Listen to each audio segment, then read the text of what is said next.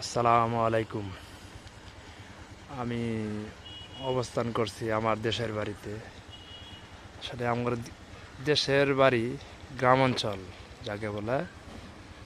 কত যে সৌন্দর্য আসলেই আমরা যখন ঢাকা থেকে দেশের বাড়িতে আসি অনেক ভালো লাগে আসলে। আসলে ঢাকাতে থাকি আমরা আসলেই কেমন জগতে বসবাস করি। আর গ্রামের যে শান্তিটা গ্রামে আসলেই বোঝা যায়। দেখেন কি সুন্দর আমাদের গ্রাম অঞ্চলগুলা, কি সুন্দর ধান।